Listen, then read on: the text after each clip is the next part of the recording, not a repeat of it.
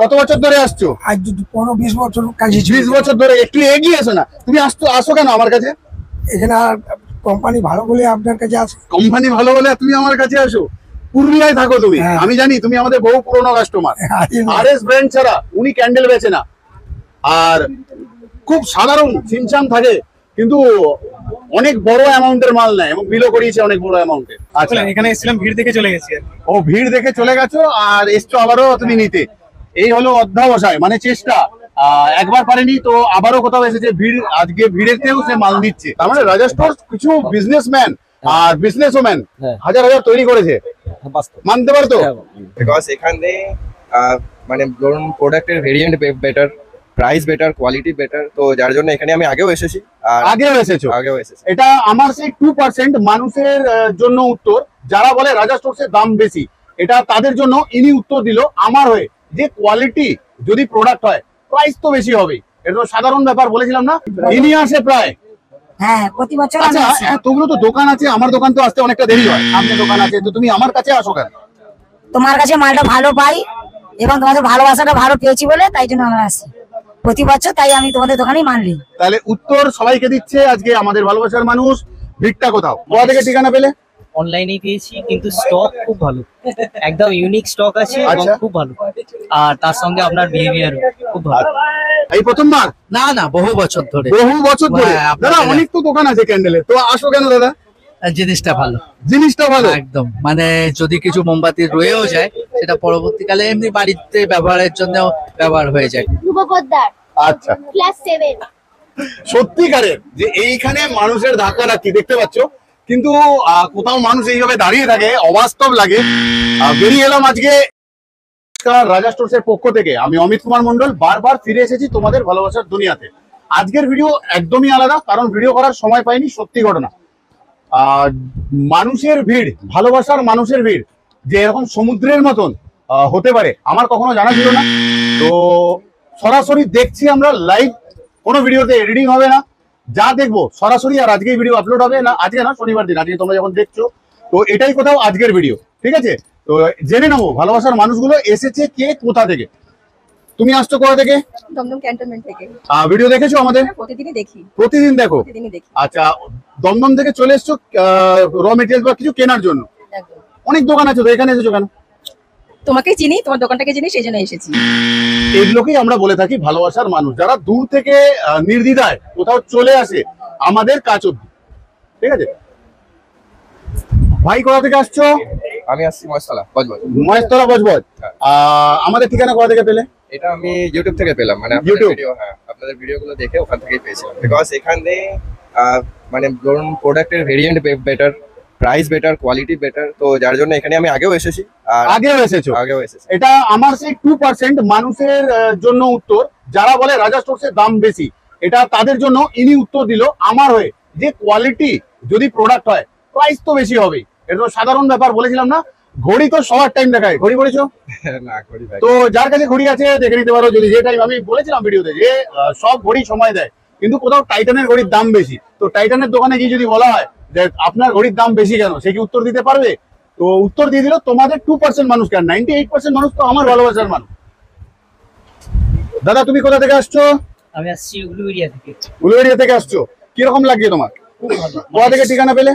অনলাইনে পেয়েছি, কিন্তু স্টক খুব ভালো, একদম ইউনিক স্টক আছে এবং খুব ভালো, আর তার সঙ্গে আপনার বিহেভিয়ার খুব ভালো। বিহেভিয়ার তো তোমাদের ভালো, যারা ঘন্টার পর ঘন্টা লাইনে দাঁড়িয়ে এরকম ধাক্কা ধাক্কি, কখনো কখনো যখন আমি বেরোই তখন বুঝতে পারি যে এখানে দাঁড়ানোটা কতটা টাফ, যতই পাকা চলুক আর যতই যাই হোক। তো এতটা কোঅপারেট করে আমাদের, বলার কিছু নেই। তুমি কোথা থেকে আসছো? তুমি হালিশহর। তুমি তো ম্যানুফ্যাকচারিং সেটআপ নিয়েছো। একটু অন মিডিয়া বলে দাও, বললাম না কাটাকাটি হবে না ভিডিওতে। তুমি কি জিতেছো? আর্নিং করছো? তার মানে রাজা স্টোর্স কিছু বিজনেসম্যান আর বিজনেস ওম্যান হাজার হাজার তৈরি করেছে, মানতে পারতো? তাহলে ইনি কোথাও আমাদের কাছ থেকে ম্যানুফ্যাকচারিং সেটআপ নিয়ে গেছিল, আজকে জিতে দোকানেরই সামনে দাঁড়িয়ে আছে, কিছু না কিছু নিতে এসেছে। অবশ্যই, ঠিক আছে, তাহলে দেখতে থাকছি আমরা, আরো এগিয়ে চলেছি সামনে। তুমি কোথা থেকে আসছো? চন্দননগর থেকে। চন্দননগর।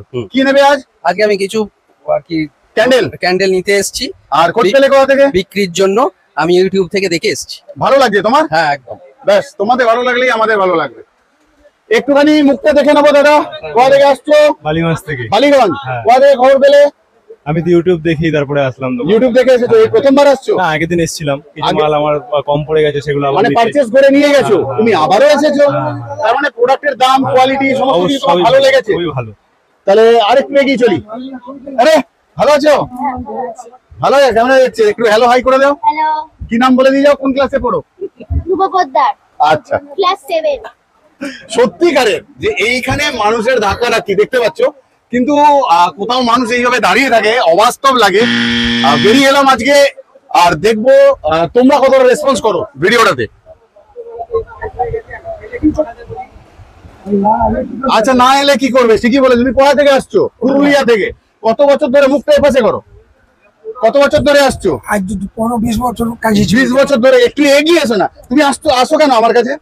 এখানে কোম্পানি ভালো বলে আপনার কাছে আসে। কোম্পানি ভালো বলে তুমি আমার কাছে আসো? পুরুলিয়ায় থাকো তুমি, হ্যাঁ। আমি জানি তুমি আমাদের বহু পুরনো কাস্টমার। আরে না। আরএস ব্র্যান্ড ছাড়া উনি ক্যান্ডেল বেচে না, আর খুব সাধারণ সিমসাম থাকে, কিন্তু অনেক বড় অ্যামাউন্টের মাল নেয় এবং বিলও করিয়েছে অনেক বড় অ্যামাউন্টের। বড় ছেলে আমাদের কাজে ছেলেদের নিয়ে আসবে, বয়স হচ্ছে এবারে, আস্তে আস্তে তো কাঁধে বন্দুক দিতে হবে ছেলেদের। কাজ আছে, কাজ ছিল, একটু চলে গেছে বাইরে। বাইরে চলে গেছে। ভালো আছো তো? হ্যাঁ। চলো, ভালো থেকো, সুস্থ থেকো। হ্যাঁ ভাই, তুমি কোথা থেকে আসছো একটু জেনে নিই। হাওড়া জেলা। কোথায়? হাওড়া জেলা। হাওড়া জেলা কোন জায়গা? নালপুর। নলপুর। আগে এসেছো কখনো? আমি বড় বাজে আসি। বড় বাজারে এমনি আসো? এখানে কিরকম লাগছে রাজা স্টোরসে? ভালো লাগছে? ঠিক। তো ধাক্কা ধাক্কি রীতিমতন আসুক, বেরিয়ে যাক আগে।